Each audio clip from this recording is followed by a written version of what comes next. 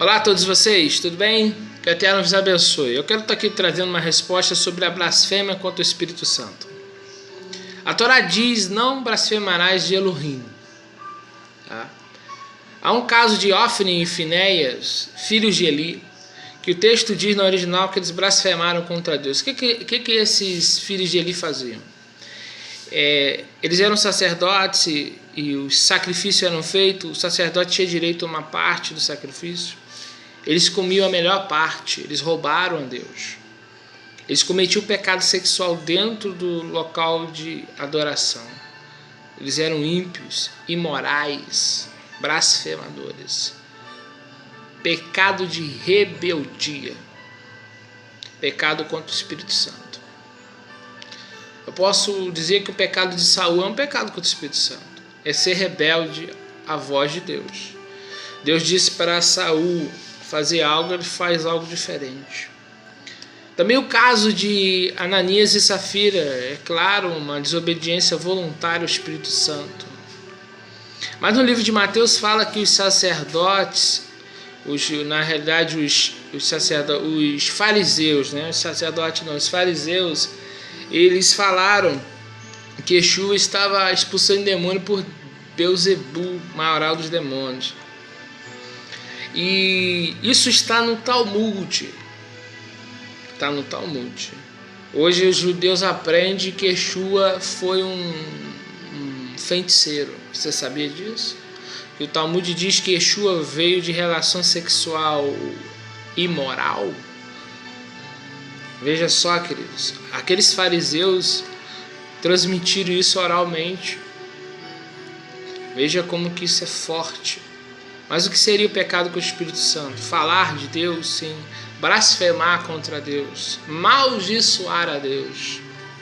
Mas existe pecado. Pecado sem perdão não é só a blasfêmia contra o Espírito Santo. A rebeldia. Deus disse para Saul fazer algo e ele voluntariamente ele fez ao contrário. Elimina um povo, ele vai e poupou o rei e pegou os despojos. Um pecado sem perdão foi o caso de Acã, que o Eterno disse: não pegue os despojos de Ai, da cidade de Ai. Aí o Acã foi e pegou.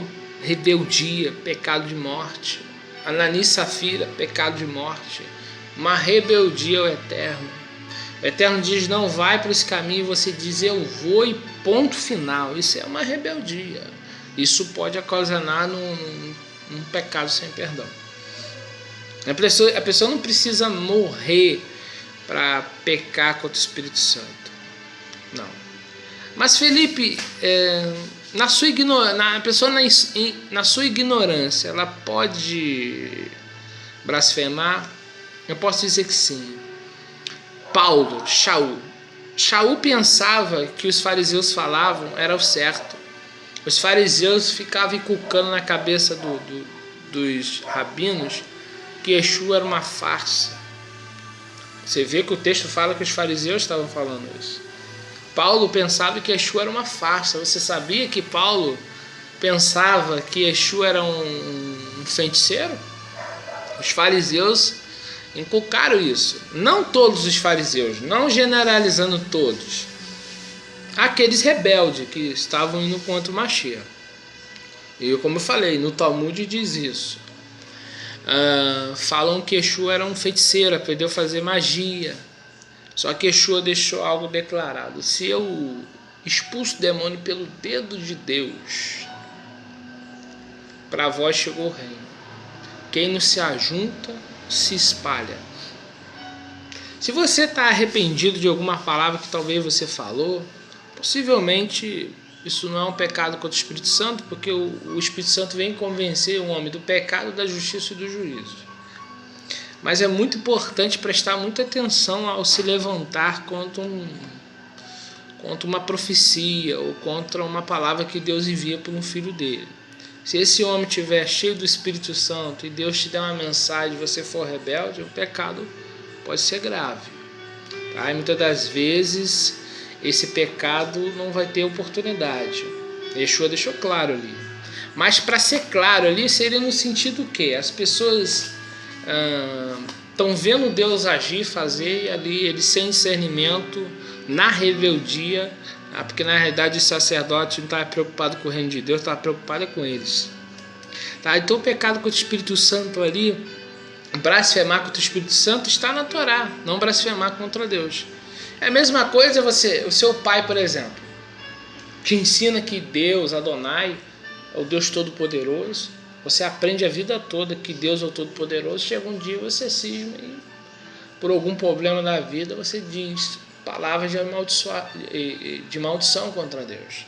Isso é um pecado voluntário, um pecado contra Deus. E é do mesmo jeito. Você sabe que Deus está operando pelo profeta e você vai contra Deus. Você não vai contra o profeta.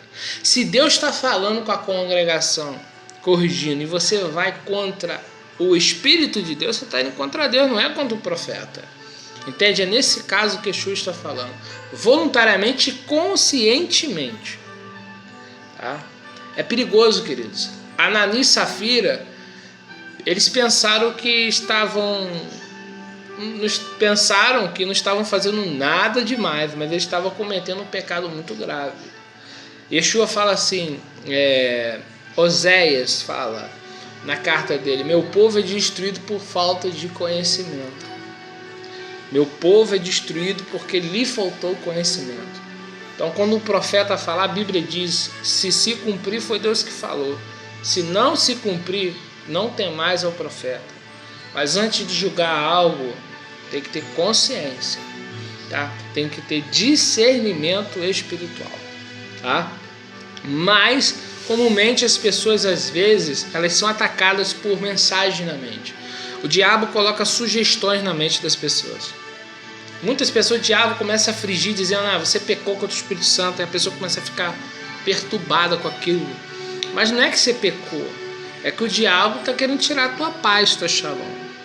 Se você tem uma aliança com Deus e Deus está contigo, você não está em pecado. Porque a primeira coisa que acontece quando você blasfema contra Deus é Deus sai de você e se afasta totalmente.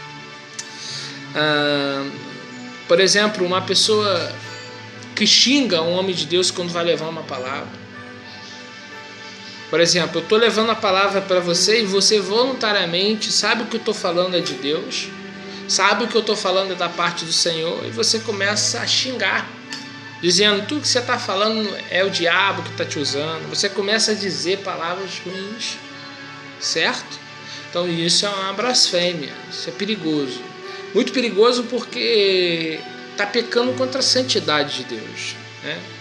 Ruach HaKodesh, Espírito do Santo, Espírito do Eterno. Então, não vejo adulteração nenhuma em Mateus. Não vejo. Mas a possibilidade de pessoas, por exemplo, que estão na ignorância, igual Paulo. Ele aprendeu com os fariseus aquilo, ele não tinha ideia daquilo. Mas ali eu vejo que há possibilidade de salvação, sim. Para os judeus, por exemplo, aprende do pai, do filho, do avô, que Yeshua é uma farsa, uma mentira. Um dia Deus se revela para ele. Aquilo ali é a cultura daquele país e daquela nação que está ensinando. Muitos judeus se converteram. Muitos. Mas o Talmud é claro em dizer que Yeshua aprendeu feitiçaria no Egito, que Maria adulterou com um soldado romano. Isso não é uma blasfêmia? É uma blasfêmia. Paulo pensava que isso era verdade. Mas Deus teve misericórdia. Paulo disse que eu estava na ignorância. Que é ignorância? Eu não tinha ciência disso, eu não tinha conhecimento de causa. Quando a pessoa não tem conhecimento de causa, isso pode ser perdoado. Mas quando há um conhecimento claro da manifestação de Deus, e a pessoa então vai contra Deus na sua rebeldia, isso é um pecado grave. Então, se você está arrependido de simplesmente pensado algo, é o Espírito Santo em você, então você não pecou. Mas tome cuidado, hein? Cuidado, porque o nosso Deus é santo. O Zapo tocar na arca caiu fulminado. Nadab e Abiú entraram e queimaram fogo estranho na presença de Deus e ficaram mortos. Então, muito cuidado com esse negócio de blasfêmia, pecado voluntário, pecado sexual. Não é só a blasfêmia que bane as pessoas do reino dos céus. O adultério. Tem pessoas casando 3, 4 vezes achando que Deus vai levar elas para o céu ou para o Olam Rabá. A Bíblia é clara em dizer que o adúltero não entra no reino dos céus. Então, por exemplo, o feiticeiro, mentiroso. Então, não é só um pecado contra o Espírito Santo que vai levar pessoas ao inferno. Você acha que todas as pessoas que estão condenadas foram por causa do blasfêmia contra o Espírito Santo? Não. Existem muitos outros pecados que são mais praticados que a blasfêmia. Adultério. Por exemplo, um pecado que bane a pessoa do reino dos céus é filho que não honra pai. Filhos que na velhice colocam o pai no asilo. Você acha que tem perdão disso? Você acha que tem perdão? Não tem perdão não, irmãos. Isso é claro. Pecados na área sexual. A pessoa muitas das vezes casa de novo porque o pastor disse que ela está livre para casar. Ela não vai nem se orientar diante de Deus. Ela não pega a Bíblia para ler. Ela não tira suas próprias conclusões. Ela acredita em um homem.